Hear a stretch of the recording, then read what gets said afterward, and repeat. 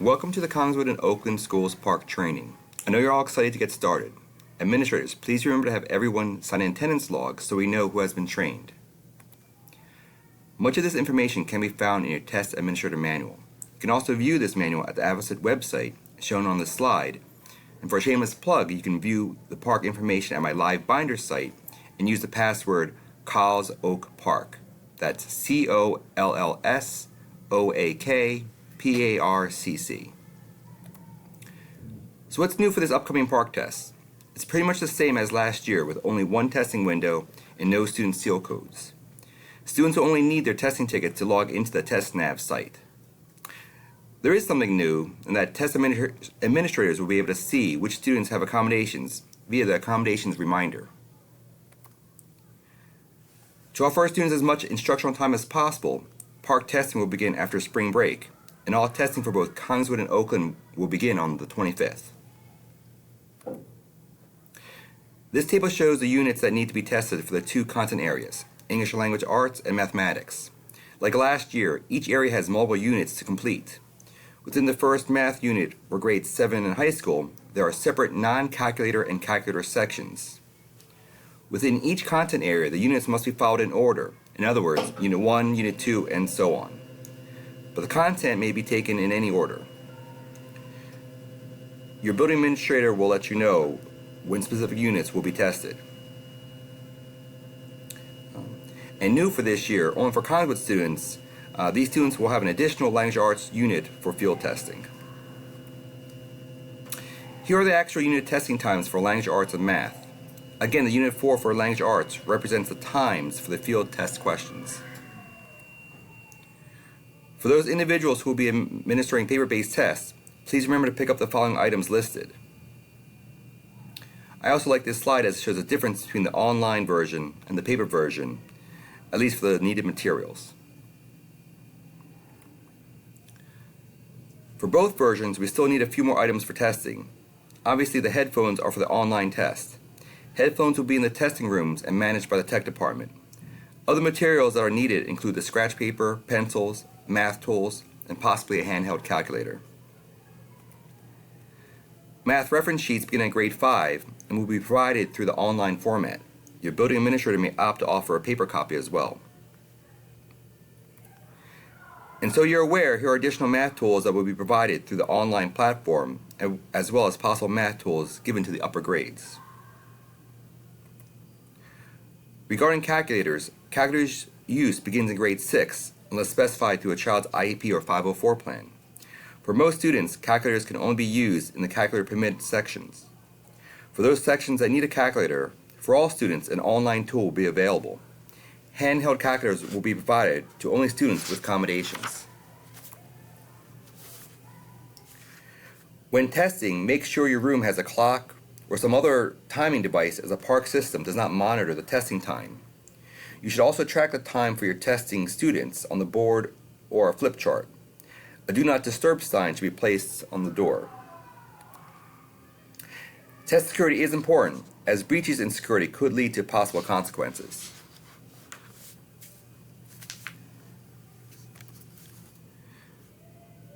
Here's a reminder, as many of you have seen this slide before. In your testing room, students should not have access to coats or backpacks during the test. Instructional displays should have been taken down. Students should not have any electronics. Students should place their phones in their locker, or I would make a collection on the teacher's desk and have students write their names on a post-it note which is placed on the phone. No food or drinks and no textbooks. Students should bring a book for reading after the test. Again, please be conscious of having, or rather not having, any electronics in the testing room. This also applies to staff.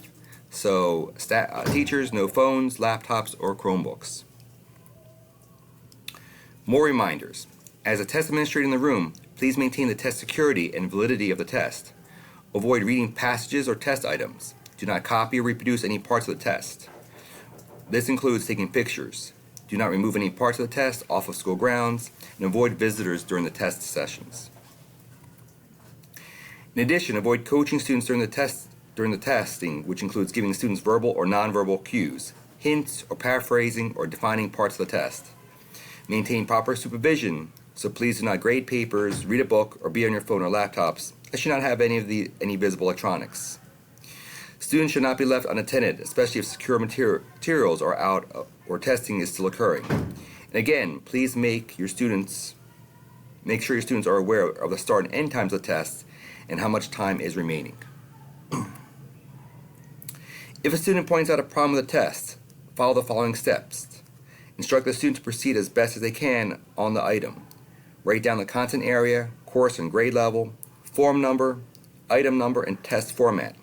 Give this information to your school test coordinator. During the actual testing, there's not much, but there are some things that you can do that might help your students. You can reread or clarify the general directions of the test. You can also refocus the students on the test. Remember, you've already helped your students by giving them a great education. In the event that some major event delays us from taking the PARCC before we start a unit, we will proceed with testing if the unit can be completed that day, or if not, we will reschedule the unit during a makeup session. If an event disrupts testing during a unit, such as a lockdown or a school evacuation, if possible, test administrators will note the time of the disruption so the remaining unit time may be calculated later.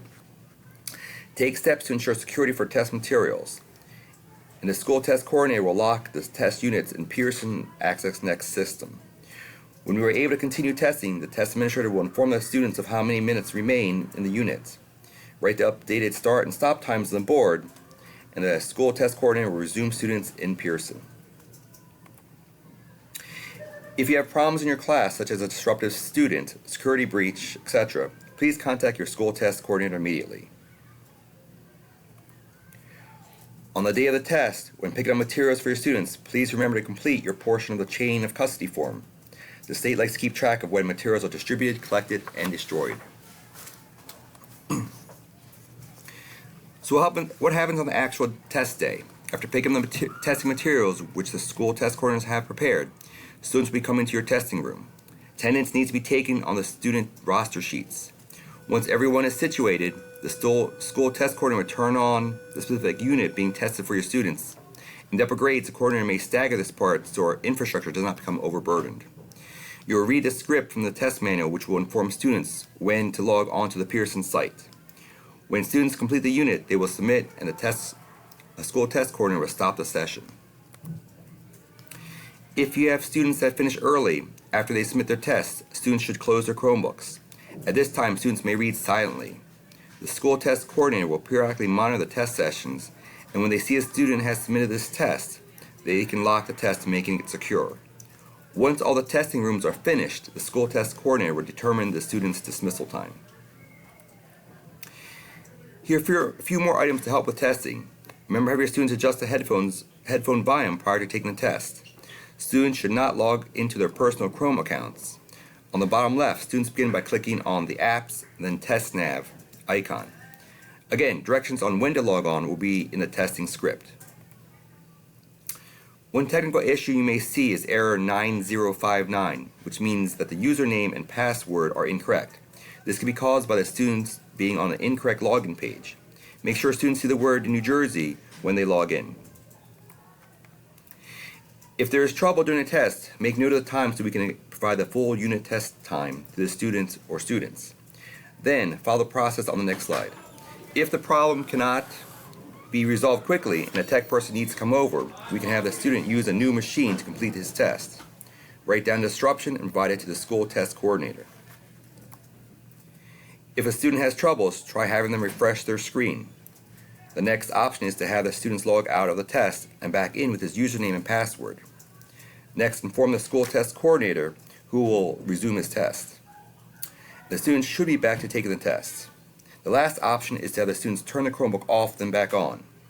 These steps should clear up most of the issues that may arise. After the test session for the day is completed, just make sure that you return all materials back to the school test coordinator. Headphones will be managed by the tech department. I'm sure you're thinking, now what can I do to make PARCC testing as smooth as possible? Well, 1, review your school test schedule. Also, you can read through the testing script found in the testing manual. The other items are more for me and the state. And don't forget, sign that security agreement when picking up materials in the chain of custody form. And yes, one more time, please remember to sign that security agreement. Thanks for watching and have a wonderful day.